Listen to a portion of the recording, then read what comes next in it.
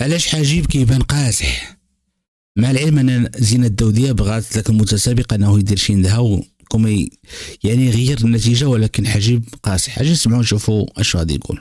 دابا انا بغيت غنقول السي حجيب دابا الا دار شي ندها دير لينا شي ندها خويا عافاك. عطينا الندها راه خصنا كاع اللي داز في المسابقه نعطيو حقه تا هو في الندها. حنا عطينا قطعه كامله يعني ما عندوش ما بغيتيش تعطيه دابا لا شونس. لا المساله وما فيها هو عطى خدا هو اللي عزل هذا الشاليني، هو اللي قال حنا ما عيبناش ليه الشاليني، ما عيبناش ليه الصوت ديالو.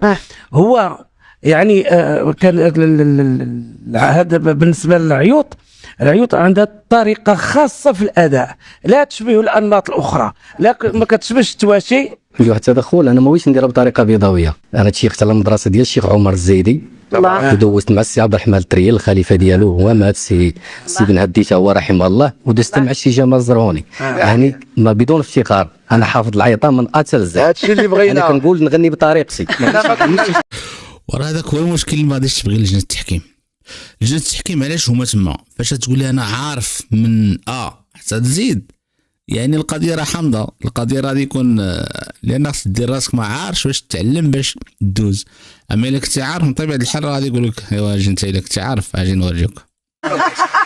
اسمع ما بغيتش ندير الطريقه ديال بيضاوه نخرج لا ولدي لا سمح لي، هي اصلها سطاتيه بيضاويه. اسمع نقول لك الله يخليك، حجيب راه ما كيتفاهمش. كرامات العبده عندهم الكارو ديالهم كيتأدى على حقه وطريقه. عيوط قيبال عندها الكارو ديالها ما كنخرجوش على الزون. الدار البيضاء عيوط جديده، عيوط منويه. حنا كنحترموه.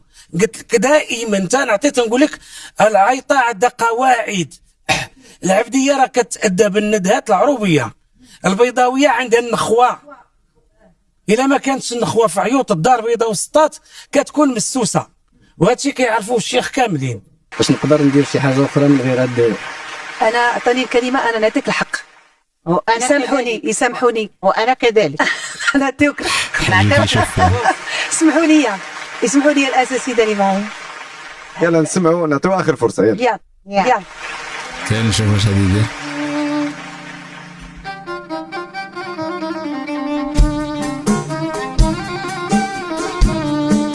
وي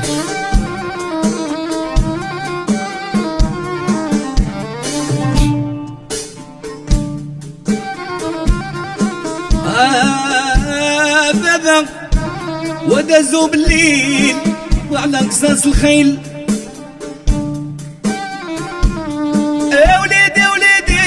وليدي اللي قال كلامه وريش شنو بيذوب. ولاباس عليك يا العزيز، عس على لسانك وليدي لا تعادي حد. يلا شكرا لك سي حجيب. شنو بان لك؟ هو غادي يبقى معنا في الاحتياط حتى نشوفوا ان شاء الله. يعني صافي غادي يبقى بالاحتياط، راه ما يمكنش غادي يدوز. يعني واخا يعاود 100 مره. علاش؟ لان بين على انه عارف وفاهم. وكاع كان مثلا فاش كتمشي دوز البيرمي وكتبين راسك قافز وعارف وكذا، حتى داك المونيتور اللي معاك راه كيقول لك كيبغي يطفيك كيبغي يبردك، كيقول لك تكلم ماشي كيفاش غادي الامور. وكذلك حتى لجنه التحكيم راه كيفاش غاديين. شكرا. واش بان لكم نتوما في الصوت ديالهم؟ ما رايكم؟